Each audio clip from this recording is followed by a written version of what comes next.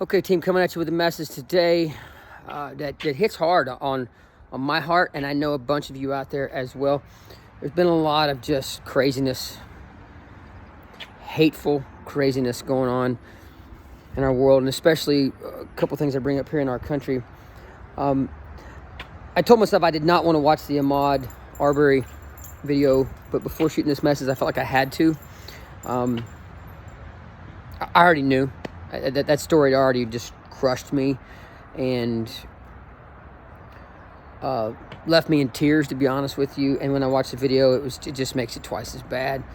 But I felt out of respect for that man that I needed to watch that.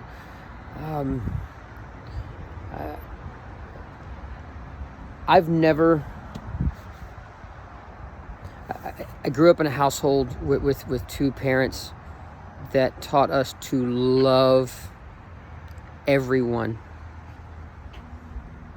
That we don't see color, we don't see gender, we see beautiful humans living on this earth together, on this rock of ours together. That's how I was raised, and I'm very thankful from that. But I know for a fact, I've witnessed it, that that's not how everybody is raised.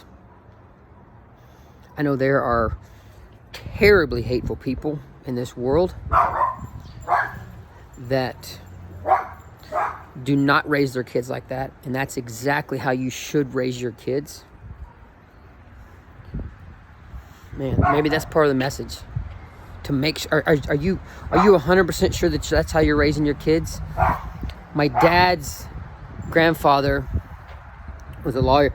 To Kill a Mockingbird has always been my favorite book and favorite movie, and because it's very special to my family's heart. Because my dad always told me when we were growing up that his grandpa was a lawyer in Gainesville, Texas, and he saw him as Atticus Finch. He did everything he could with his law practice to serve those that needed service.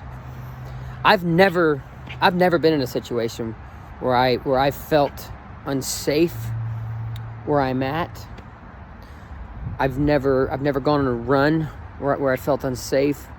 I won't pretend for a second to act like I understand what it means to be in fear. My wife and I had a conversation about this the other day about a woman getting on an elevator. We talked about her situations about how they feel fear. I've never felt that. I've never been anywhere in anything I'm doing where I was worried about my safety. I mean, when I was in the military, yes, of course, but so I can't pretend to understand some moms and dads raising their kids to and I know it's very real, to teach them that there's certain situations they have to watch out for and be careful of, and that's very real, and that crushes me. Sometimes we want to look at the world as a microcosm. This little piece of property, this little half acre I have here, my wife and family I have here, and our kids. I wanted, if you need something, I want you to come here, and I want you to feel comfortable with me and my family.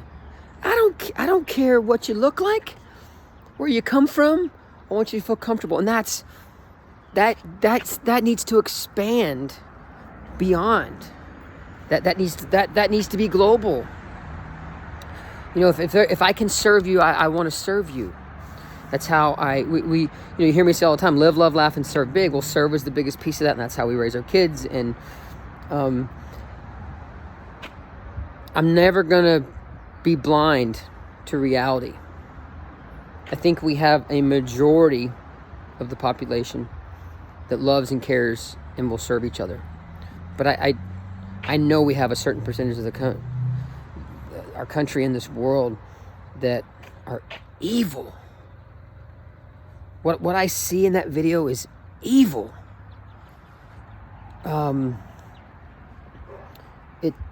That man, he was seen walking past a house that was under construction, and then he runs on. He loved running. He ran every day. And maybe that's another reason why this story really hits home, because Just that he loved running, man. Everybody hearing this, we all love running for the most part. And they start chasing him. And that's enough on that. But crushes me. It crushes me for that mom and that dad. We gotta all come together, all of us. I'll be honest. If something like that doesn't hit you really hard and doesn't make you want to help make change where it needs to be, because remember, most of us are good people. Most of us just see people that we have the opportunity to serve. We don't see people with crazy thoughts that go through our head and hate. So we can win this, because you just have to, you got to be willing to speak out. You got to be willing to serve as big as you can. You got to be able to speak up for people against bullies, against racial hate, against gender hate, against hate, period. You got to speak out about it. And you got to be willing to stand up. And that's the moral of the story, man. It's, I talk about the pause button. Sometimes you got to...